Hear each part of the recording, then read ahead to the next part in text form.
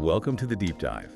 Today we're looking at the really quite amazing story of Kieran Drew. Yeah, it's fascinating. Imagine spending 7 years and over $100,000 training to be a dentist, which, most people see as a solid, successful career path. Totally set for life, supposedly. And then he just walks away to become a content creator and a really successful one at that. It's a heck of a pivot. It really is. Yeah. So our insights today come from this great interview he did on the Callum Johnson show.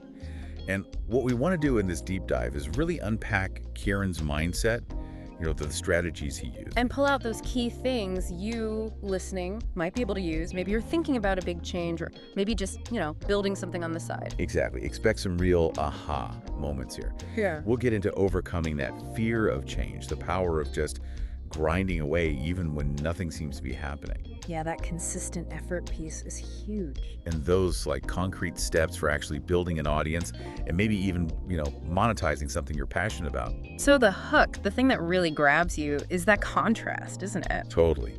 He put in all that time for dentistry, thought it was his golden ticket. Especially coming from his background, he said. Yeah. Only to find himself miserable, really. Just deeply unfulfilled and needing something creative. And now he's built this $1 million creator business. It's quite the arc. So let's dig in. How did this all start? Where did that unhappiness come from? Well, what's interesting is how he described it. It wasn't like one single moment of clarity. He called it a slow rumble of increasing discontent. A slow rumble. I like that. It sounds gradual, creeping. Exactly, because he bought into the whole idea, right? Dentistry equals status, money, security. A lot of us do that. We chase what looks good externally. Yeah, you follow the script you think you're supposed to follow. Have you ever felt that sort of slow rumble yourself in a situation that looked good on paper? Oh, definitely. I think many people can relate to that. You tick the boxes, good pay, respect. All the external stuff. He had that. But he still had this nagging feeling. He called it feeling like he'd made a massive mistake. And the core of it seemed to be that lack of creative fulfillment. That was the real driver. It really makes you question those trade-offs, doesn't it? Yeah. Are you prioritizing what others value over what actually satisfies you? And this is where that idea of sunken cost bias comes right in. He recognized it. Ah, yeah. The feeling that you have to keep going because you've already invested so much. Precisely. Like, I've spent 7 years and all this money, I can't quit now, even if it's making you miserable. It's like staying to the end of a terrible movie just because you've already watched an hour. Exactly that. And Kieran's insight was, why wait until you're 80 and full of regret? He asked himself that. That's powerful. Yeah. So, for you listening, maybe ask yourself, if you hadn't already put in the time and money, would you choose your current path today? Yeah. And if the answer is no, well, that past investment shouldn't dictate your whole future happiness. It's so hard to trust that doubt, though, isn't it? There's so much pressure to just stick with what seems successful. Oh, absolutely. And he admitted using distractions like, going out, watching loads of TV, basically numbing that feeling. Avoidance. Very human. Very. Then COVID hit.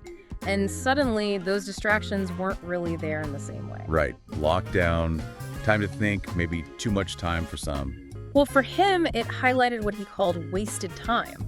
And he also had that fear, that common worry that his skills, dentistry skills, weren't transferable, like he was stuck. Felt like a trap. Yeah. But eventually he came to this really clear conclusion. He basically said, okay, you made a wrong decision. This isn't right. Time to face the music and try something else. Wow. That level of honesty with yourself after all that investment? Yeah. That takes serious guts. It really does. And then the humility to say, okay, I'm going back to step one. That's huge. But he realized that first step, however small, that's how you build momentum. Okay, so he's faced the music. What were those first actual steps into creating something new? Well, his core idea then was, the worst thing you can do when you don't know what to do with your life is nothing. Just do something. Anything. Exactly. A bias towards action, even without a perfect plan. He mentioned being influenced by Naval Ravikant, that podcast about following curiosity over money. Yeah, that was a big mindset shift for him. Remember, dentistry was meant to be the golden ticket, the money and status. Now he's thinking about curiosity. A totally different motivator. Makes you think, what's driving you? Is it external stuff or that internal pull? And, his first tries weren't home runs. He talked about trying to source these, phone slip things, some business idea. Oh, yeah. How'd that go? Didn't take off. But the takeaway was gold. Taking action generates information. Even failure gives you data. Right. You learn what doesn't work or what you don't enjoy. What have you learned from things you tried that didn't pan out? For sure. Then he tried stand-up comedy, just briefly. Stand-up from dentistry. That's another leap. Yeah. He said his jokes weren't great, honestly, but he found something crucial. He loved the process of creating the jokes, writing them. He found that flow state. The flow state. That feeling of being totally absorbed. It's such a powerful clue, isn't it? What activities make you lose track of time like that? Absolutely. And for Kieran, the activity that consistently put him in flow was writing. Okay, so writing clicked. Yeah. So then he started looking at people who were doing it well, like James Clear, Shane Parrish, kind of modeling them. Learning from example. And he talked about minimum momentum, just starting small, putting stuff out there, and paying attention to what got traction or just what felt exciting. Like an experiment. Try things, see what happens. Exactly. He said he'd review things every few months and then double down on what was working or what he was enjoying. It's iterative. That makes sense. It's that compounding effect, right? Keep doing the thing you enjoy, commit to getting better at it. And good things start to happen. Like he said, there's information in the action, but he also stressed it wasn't neat. Pivoting is messy. Yeah, it's not like flicking a switch and suddenly you're successful in the new thing. Not at all. And think about maintaining belief through those early failures. The phone slips flop, the stand-up's kind of meh. He mentioned writing wobbles, too. Those times you just feel like it's pointless, nothing's working. Deep lows, yeah. So how do you push through that? He said his self-talk was critical. What did he tell himself? Instead of a victim mindset, he focused on, well, if other people can figure this out, why can't I? That's a choice, isn't it? How you frame it internally. Definitely. And he had to convince himself that if he put in good work, genuinely tried to help people, that value would eventually come back to him. And crucially, setting the right timeline. Yes. He said, expect results in 2 years, not 2 months. That changes everything. It takes the pressure off needing instant wins. It becomes more like a game, exploring potential rather than demanding immediate success. Exactly. Backing yourself. Not necessarily thinking you'll be the best ever, but backing your ability to learn and figure things out. And listening to encouraging people, finding mentors to model. He mentioned David Goggins too, right? About confidence coming from putting in the reps. Yeah, that consistent effort builds belief, which is so relevant if you're trying to build something while holding down a day job. Okay, so let's talk about that. Juggling the two worlds.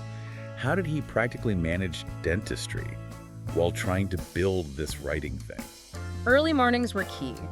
He got up before his dentistry shifts to write. That was non-negotiable. Prioritizing the dream. So his first measure of success wasn't money, it was just showing up. Pretty much. Effort was the metric. Did I put in the writing time today? That's what he focused on initially. What metrics do you use for your own project when the results aren't obvious yet? Yeah, that's a good question. He did admit, though, he started feeling really checked out at the dental practice. Yeah, mentally he was already building this other thing. And as the writing got more serious, that feeling of opportunity cost grew stronger. Like every hour spent doing dentistry was an hour not spent writing. Right. And he had to make sacrifices, stopped watching TV, used weekends for learning and creating. A serious commitment. And came this unexpected twist, right? Ah. The layoff. Yeah, totally unplanned. He'd actually gotten a new dentistry job, but got laid off before he even started. Crazy timing. But created this window. Forcing function, really. A chance to just go all in and bet on himself. Still must have been terrifying, quitting the security, even with a layoff nudge. Oh, he talked about the fear, the internal struggle, and that symbolic moment of walking out of the practice for the last time, feeling that identity shift. And then the reality hits. How long did it take to actually make money? 6 months. 6 months of writing online before he earned his first dollar. Wow. That requires serious belief, or maybe just stubbornness. Probably a bit of both. And then dealing with imposter syndrome, feeling weird about charging for his writing, that was another hurdle. Plus the identity shift itself, going from dentist, solid, respectable, to writer, which can feel a bit more nebulous, maybe less understood by others. Definitely. And he made this great point about how we can build our own prison based on those external status, money. Yeah, chasing things that don't actually align with our values. Which is why that internal alignment is so key for making good decisions, feeling okay with your choices. And he brought up that Naval Ravikant quote again, "We have 2 lives, and the second begins when we realize we only have one."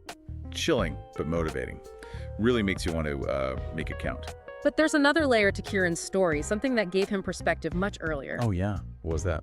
When he was 16, he was diagnosed with scoliosis and also a non-cancerous tumor on his spinal cord. Wow, at 16, that's heavy. Incredibly, faced potential disability, had to have this massive, risky 14-hour surgery. Jeez, I can't even imagine. And the recovery. He described being totally reliant on his mom for everything, basic care. He called it incredibly humbling. Hitting rock bottom like that must change you profoundly. It taught him about incremental progress, celebrating tiny wins, and it led to this conscious decision, character's a choice. Seeing his mom's selflessness, that's the character he wanted to embody. So he'd already had that stark reminder about only having one life years before the career change. Exactly. That memory became fuel. Why waste time being unhappy in a job when you've already faced something so much bigger? It puts career struggles into perspective. The stakes feel lower, maybe. Like, we're not going to die if this writing thing doesn't work out. Precisely. And it helped him frame hardship differently, not as a disaster, but as an opportunity to practice how I respond. Even with small stuff. Yeah, he said he deliberately practiced responding well to minor daily annoyances. Building that muscle, it comes back to character is a choice, even when things feel chaotic. That's a really powerful mindset shift. Yeah. Okay, so let's pivot to the business side. He makes the leap, starts writing. How did the growth actually happen? Well, it was slow at first, like we said. 18 months to that first dollar, then about a year to hit $100,000 in revenue. Okay, so a year from first dollar to 100K. That's picking up steam. Definitely. But then it accelerated rapidly. He mentioned launches bringing in 140K in 4 days, another doing 180K, another 120K. Whoa. Okay, that's exponential growth. How did he process that? Did it feel earned? He was honest. He said looking back, he can see how it happened, but at the time it still felt a bit like a fluke.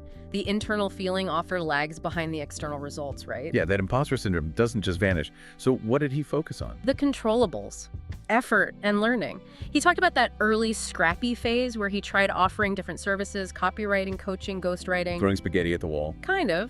But crucially, learning from each thing. Finding out what he didn't want to do, what didn't feel right. He called it pivoting with purpose. Learning and refining the direction based on experience. Yeah, he worked in these 3-month sprints, looking at signals, seeing what he enjoyed, and adjusting. And a big shift was moving from trying to do more things to doing less, but better. Focusing deep on the writing. To committing to the craft. Exactly. Building that reputation as a writer opened doors. Yeah. And central to it all was being audience first. Building trust was everything. How did he do that, especially early on? Giving away tons of value for free. Really good stuff. Building the relationship before asking for anything. Treating everyone like a customer before they ever paid him a cent. Over-delivering. Massively. To build that word of mouth, it was all about the long game, building connections with true fans. His thinking was, free content works if it's good enough. Yeah, it has to prove your value. His model was basically give, then ask. That takes patience, especially in that early black hole phase he mentioned, where you're creating and getting zero feedback. Yeah. How do you stay motivated then? He focused on solving problems. Looking back at his own struggles, his own transformation, what problems did he overcome? And writing about that. Because if he struggled with it, chances are lots of other people are struggling with it too. The law of large numbers online. yeah, Then it was about going where the audience already was. don't just build it and hope they come. Right. Build it, then go find them. Engage on platforms where attention is flowing. Add value in comments. Show your personality. And when someone did engage, Treat them like a hero. Focus on making that first follower, that first commenter, a true fan.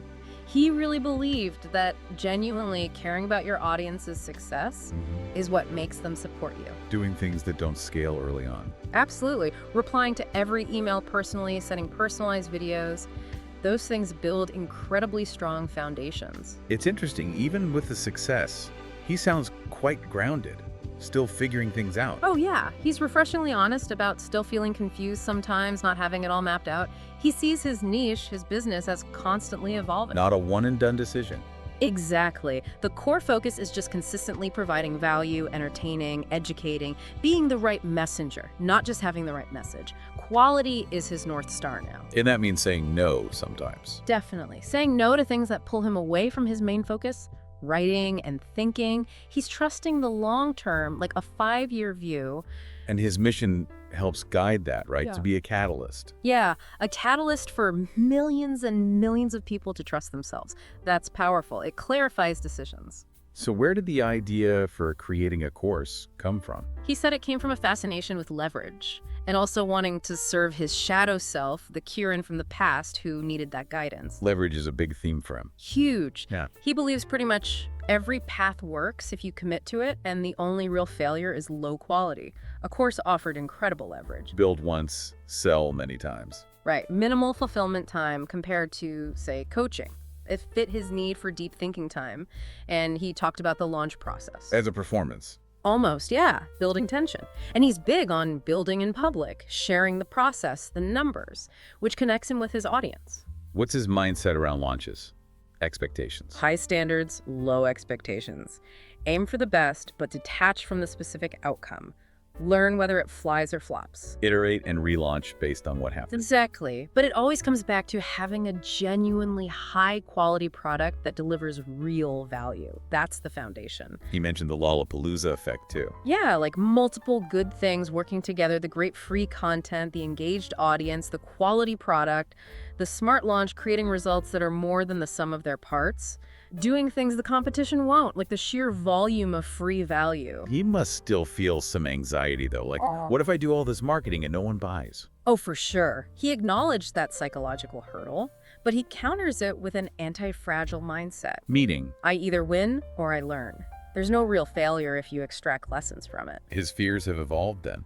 Definitely. From can I quit my job to will people judge me building in public to now maybe how do I stay focused? He sees fear as an indicator. Yeah, a sign he's outside his comfort zone, which is where growth happens. But he also mentioned a new kind of fear, incentive drag. What's that? The risk of results money, success pulling you away from your core mission, your values, chasing the next win instead of playing your own internal game. That tension between the entrepreneur needing results and the artist wanting to stay true to the craft. Exactly. And the fear of not appreciating the journey, just focusing on the destination. He talks about being pleased, not satisfied, always striving, but appreciating where you are. Finding that internal comfort, defining success for yourself. Yeah. And the importance of stillness, disconnecting to think clearly, avoiding confusing motion with progress. He laid out 5 pillars of leverage. Yeah. Profession, your skills. Presence, your audience platform. Product, what you sell. Process, your systems. And people, your team network. And the choice is often. Money now or leverage later. Start where you're strong, usually profession, and build leverage deliberately over time. It compounds. So looking back at that dentist version of himself, what's the core advice President Kieran would give? 3 main things. First, back yourself. He said lack of self-belief was his biggest limiter. Just trust yourself more. Yeah. Second, fall in love with learning. The knowledge is out there. You can figure things out. And learning isn't passive. Right. Acting on what you learn is what builds confidence and creates progress, which leads to the third piece. Follow the curiosity. Follow that internal signal, not just the external pressures. Exactly. Wow, what a journey. So Kieran Drew's story, Mm-hmm. it's really a powerful lesson in self-awareness, isn't it? Yeah. And embracing that messy reality of change. Totally. And the sheer power of consistent effort, building value for others, and thinking strategically about leverage. Hopefully you listening picked up some key things: that courage to face fear, trusting the process even when it's slow, and the payoff of being audience first. Yeah, those aha moments. So here's a final thought to leave you with. Think about your own life. Is there a slow rumble of discontent somewhere? What's just one small step, one tiny action you could take today to explore something new, to build that minimum momentum around a curiosity? And consider, what prison might you be building based on external stuff, status, money, what others think? How could you maybe start to realign with what truly matters to you? Something to think about. Thanks for taking this deep dive with us.